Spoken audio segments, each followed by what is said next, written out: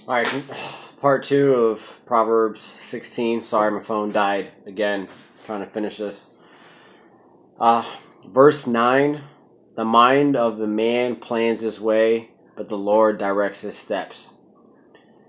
For me is, the plans that I make, no matter how I go about it, my steps for me, as long as I submit my steps and my plans of action to God, they'll go according to His will for my life.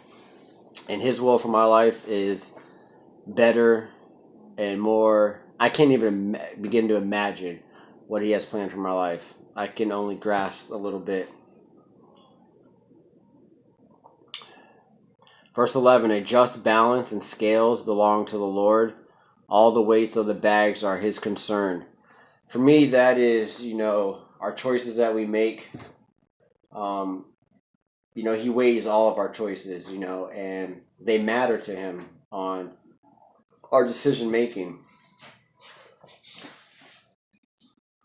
12, it is an abomination for kings to commit wicked acts, for a throne is established on righteousness.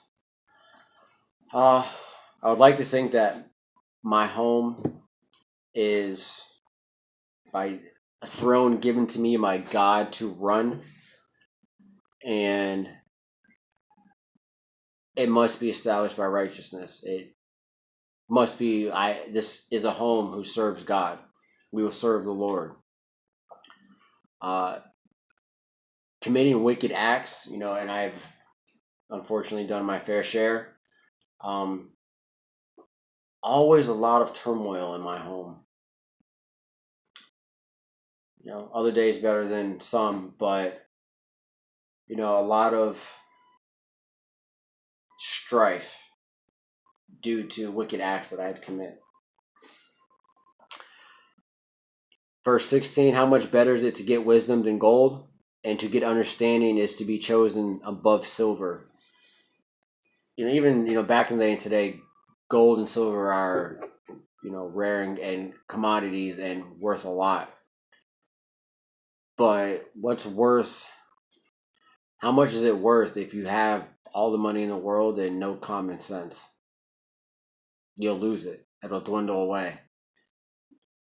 For me, I'd rather have lots of knowledge and know how to make that little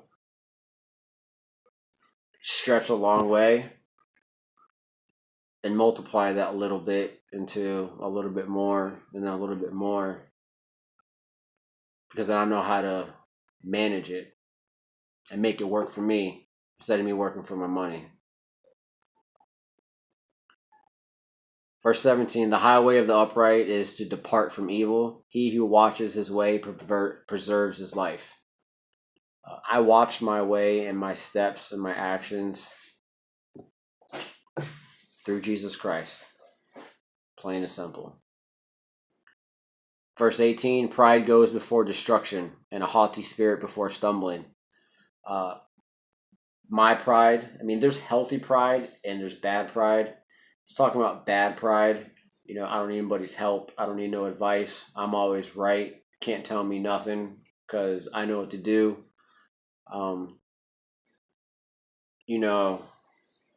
That's bad pride. You will stumble having that type of pride. Verse 20, he who gives attention to the word will find good, and blessed is he who trusts in the Lord. For me, that's plain and simple. That's black and white. It's, nothing bad has ever happened to me or gone wrong in such a way that would make me turn from this, except unless Justin decided to run my life again and, forget everything I know. I'm going to do what I want to do. Besides that, things are good. Life's good. And even through the little life problems that we're all going to face, whether you're a believer or not, we're all going to go through something. BS does happen. Life happens. And for me, it's just easier and have more joy and more hope and more faith and more strength to get through all of the bad stuff with Christ in my life. Verse 21, the wise in heart will be called understanding, and sweetness to speech increases persuasiveness. I would think that if everyone who is a believer talked about how God works in their lives and how he is working in their lives, whether he's worked in your lives, working in your lives, we'd have more people fishing for men, like being fishers of men. More believers, more love in the world, more care, less hatred, more everyone eager to help somebody else instead of everybody just for self. Verse 22, understanding is a fountain of life to one who has it, but the discipline of fools is folly. Making bad choices, doing illegal things, when you get in trouble for that, that's your discipline. And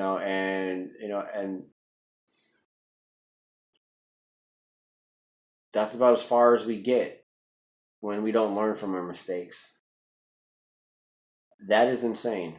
Doing the same thing over and over again, expecting a different result. I don't even know if that's what that scripture means, but that's what I got from it. Verse 25, there is a way which seems right to a man, but in the end it is the way to death. Again, man, that for me, that is, if I don't seek counsel before I make major decisions in my life, or get another thought on it, and then back up that advice to scripture and pray about it, then I'm doing my own thing. And I could be hit or miss of doing my own thing, and it works out well, but without seeking counsel, things could go bad. So I always try and seek counsel when possible. Sometimes you're not going to be able to. You're going to have to think on the fly, pray on the fly, and with quick discernment and make a choice. But I do know the longer that I'm in this word, the better at decision making I will become. Verse 27, a worthless man digs up evil, while his words are like scorching fire. That just reminds me of my past. Excuse me. Yeah. For me, that is a vivid memory to every once in a while look in the rearview mirror and glance back at and keep in mind of the windshield looking forward to my future. 28, a perverse man spreads strife, and a slanderer separates intimate friends.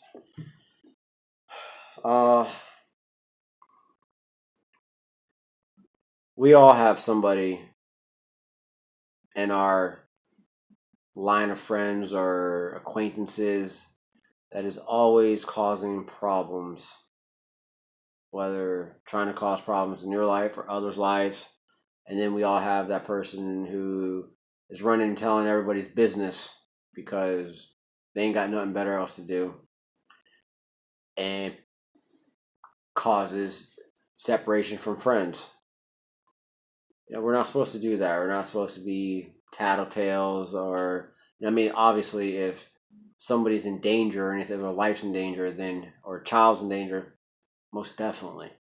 But, in this generation, people think having game and it's cool to run and tell somebody else's other business to try and make themselves look better or trying to get with a chick, or get a raise or take a promotion at work. We weren't created to act like that.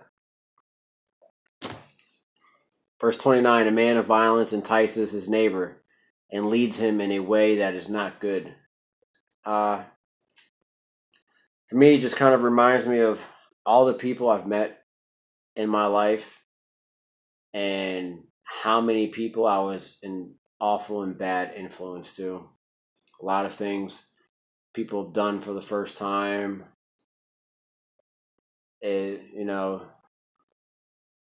Something I'm not proud of, but I accepted it a long time ago and moved on from that. But it's just a reminder, to be a light and don't be darkness in the world. We're here to be a light of the world for Christ until he returns. Let him shine through us so that others can see. There's still a lot of people that are walking in darkness and have no idea what they're stumbling over. Verse 31, a gray head is a crown of glory. It is found in the way of righteousness. Until that verse, I always dreaded having gray hair, but I think I'm going to look pretty good with gray hair. Hopefully, I get to that point. I'm just joking. I think that verse is, as we get older, we get wiser, or we should, if we're learning from mistakes throughout the years, and not going back to that same mistake. That's what I get from that. At least that's what I think that, is stating. If somebody has gray hair, they lived old enough to, live through time, live through life, and should be pretty wise. If you ever hung around more seasoned older adults, full of information and wisdom, especially marriage couples that have been married 50, 60 years. Great advice. Verse 32, he who is slow to anger is better than the mighty, and he who rules his spirit than he who captures cities. I think this proverb is on talking about two different things, but he who is slow to anger is better than the mighty. Someone who is real big and strong and thinks they can take on everybody is a mighty person, but somebody on the opposite end of that dispute is slow to anger, can analyze the situation and think before he acts, actually has a better chance of winning that battle. And he who rules his spirit than he who captures cities.